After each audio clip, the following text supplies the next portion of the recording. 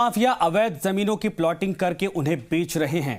खरीदार जब जमीन पर मकान और दुकान बना ले रहे हैं, तब न्यास अधिकारी उनके मकान को अवैध बताकर सील कर रहे हैं। रिपोर्ट आप देखिए। लगा भैया कहाँ जाऊंगी मैं बच्ची को लेके, सोच भाई कहाँ जाऊंगी। आप जिम्मेदारी लो सको तो आप चाहे कुछ भी कर जाओ, मैं यहीं बैठी हूँ किडनी पेशेंट को कहाँ जाऊँ।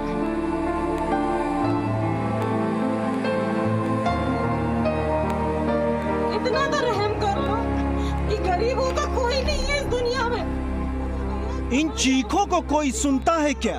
हाथ जोड़े ये महिला रहम की भीख मांग रही है। रहम हो हाकिम, रहम हो। पहले कोरोना ने जिंदगी का गुमान छीना, अब अधिकारी हाथों से मकान छीन रहे हैं। जिंदगी भटकाओ के ऐसे चौराहे पर आ गई जहां से कोई रास्ता नहीं निकलता।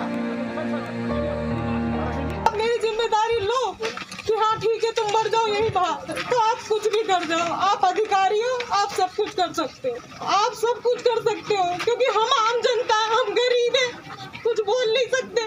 आप सब कुछ कर सकते हो। अलवर के अंबेडकर नगर से लगती भीमनगर कॉलोनी में न्यास अधिकारियों महिला के मकान को सीज करने आ गए। अपने सर से जाती छत देखकर महिला बिलख उठी तो अधिकारियों का हनक कह रही है अवैध कॉलोनी के तहत हो रहे निर्माण कार्यों के खिलाफ कार्रवाई हो रही है। हालांकि इसी जमीन पर बाबा हीरानाथ आश्रम के महंत रूपनाथ महाराज ने इसे मूर्ति मंदिर शिव महाराज काली मोरी हीरानाथ आश्रम की जमीन बताते हुए न्यायालय में वाद दायर किया हुआ है। मंदिर माफी की जमीन ना तो बिक सकती और ना किसी के नाम हो सकती जी, चाहे 1 साल से हो या 50 साल से हो। मंदिर माफी की जमीन मंदिर माफी के नाम रहेगी। सुप्रीम कोर्ट के आदेश है इसमें। अलवर की छाती को भूमाफियाओं ने अपनी कुदाल से खोद डाला है। मंदिर से लेकर मस्जिद, बांध हो या जमीन, ग्रीन बेल्ट की हो या फिर कैचमेंट का एरिया हो, भूमाफियाओं ने इन जमीनों पर अपने खौफ की दीवारें खड़ी कर रखी हैं। भूमाफिया जमीनों पर लाल निशान लगाते रहे, प्रशासन कागजों पर ग्रीन बेल्ट की घास उगाते रहे और भूमाफिया प्लॉटिंग कर जमीन को बेचते रहे। अब जब लोगों ने जमीन पर अपने अपने मकान, दुकान खड़े कर दिए तो न्यास अधिकारी से अवैध बताकर तोड़ने की बात कह रहे हैं। लोगों का कहना है कि शहर में 70% अवैध कॉलोनियां हैं, लेकिन कार्रवाई सिर्फ उनकी कॉलोनी में ही क्यों हो रही है? कई जगह ऐसी देखिए जो अब भी अलवर में हमारा जो 70% अलवर है वो मंदिर माफी में बसा है, और चलो मंदिर माफी भी मान लेते हैं। इसी ही भगवान नगर के अंदर ये जो भगवान नगर है, इससे आगे भी तो उसी का जो बेर का वो है, तो इस पॉइंट पर ही क्यों विशेष इस पॉइंट को टारगेट क्यों बनाया जाता है?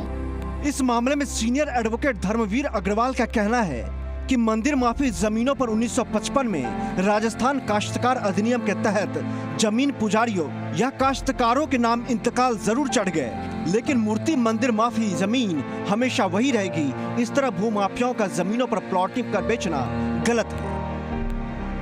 उन जमीनों के काश्तकार जब राजस्थान टीनेंसी एक्ट आया तब ये सोचने लगे कि हम खातेदार काश्तकार हो गए, जबकि माफी मंदिर की जमीन में उनको खातेदार काश्तकारी अधिकार प्राप्त नहीं होते थे। इस तरह भूमाफिया लोगों को गुमराह कर जमीन बेचते हैं और उसके बाद उनके मकान और दुकान अवैध करार दिए जाते हैं। ऐसे में लोगों का कहना है कि प्रशासन अगर वक्त पर कार्रवाई करे तो भूमाफियाओं का ये धंधा जिंदा होने से पहले ही मर जाए।